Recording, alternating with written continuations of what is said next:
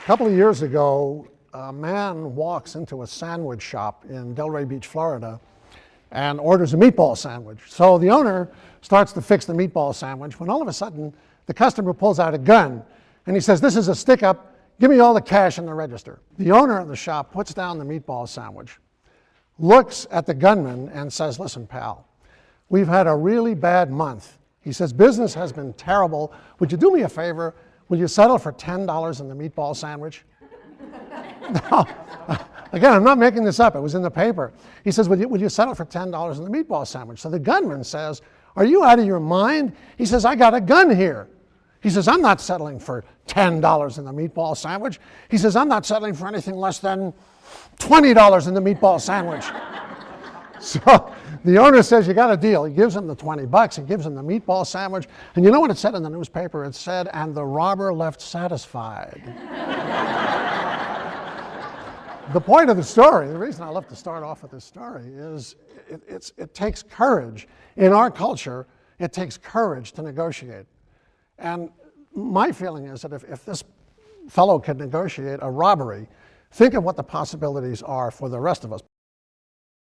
Always be willing to walk away from a negotiation. Another way of putting it is never negotiate unless you have options. Never negotiate without options. This is something that I learned when I was working for, I believe it was Litton Industries. We were selling this telecomputer type system, very sophisticated system, and I was a sales manager. My sales rep comes into my office. He says, "I've got a prospective buyer. The buyer says he'll sign the contract if we give him certain concessions."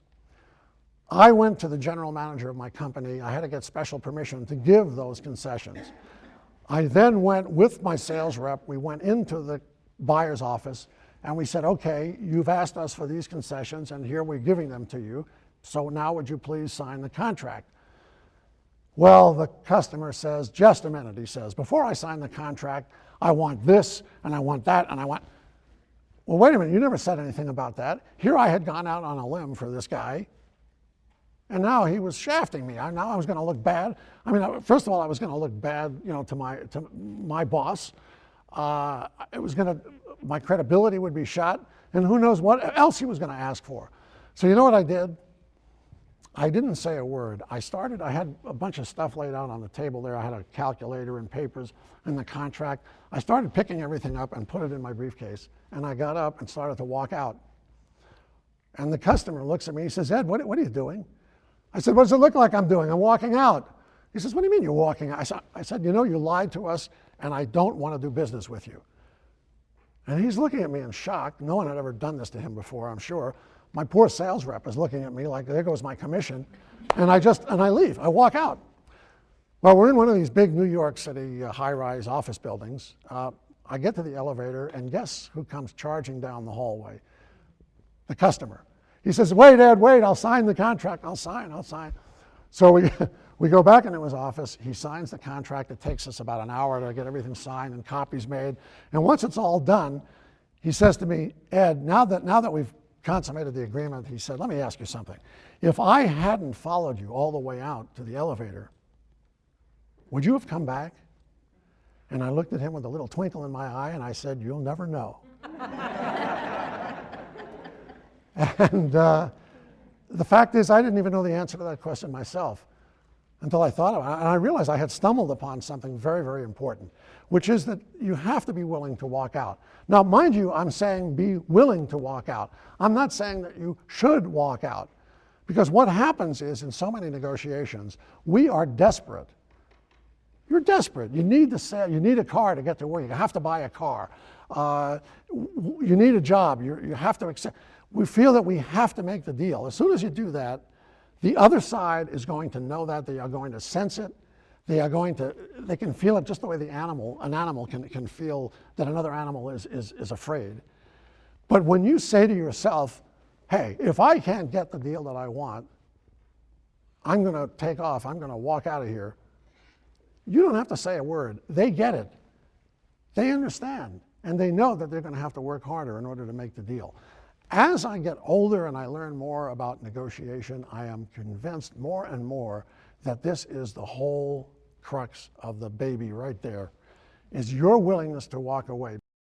I suggest to all my negotiators, think of yourself as a detective. And what do detectives do? They gather facts, they gather information. You've got to ask questions about the other side in the negotiation. And in fact, I have what I call the other strategy, the strategy of the other, which means instead of focusing on you and all of your problems and everything, focus on the other negotiator. Focus on the other negotiator. Let me tell you a story. I had an uncle, my Uncle Willie, lived to be 95 years old. He lived in upstate New York, very rural area. Shortly before he died, he used to take a walk every day. He's taking a walk in the woods. He was about 93 years old. And he's walking in the woods. He comes upon a frog. And the frog looks up at Uncle Willie and says, "Hey, old man, if you give me a kiss, I'll turn into a beautiful princess." Interesting offer, right? So Uncle Willie doesn't say a word. He picks the frog up, sticks the frog in his pocket, keeps on walking. So he's walking down the road. About a mile later, frog sticks its little head out of Uncle Willie's pocket and says, "Hey, old man, what about that kiss? Remember, I'll turn into a beautiful princess."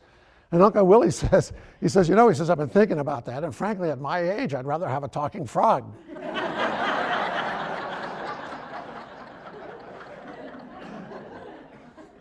Well, he said it was a true story. I don't know. Point of the story is that we need to look at a negotiation not from our point of view, but from the other person's point of view. So while for us it might be a beautiful princess, for the other negotiator it might be a talking frog. Always look at it from the other person's point of view. Now at this point, I'm going to tell you something that I think may be the most important thing I'm going to say all day, and that is the one question that you must all ask when you go into a negotiation, the most important question. And that is, what's the pressure on the other side in this negotiation?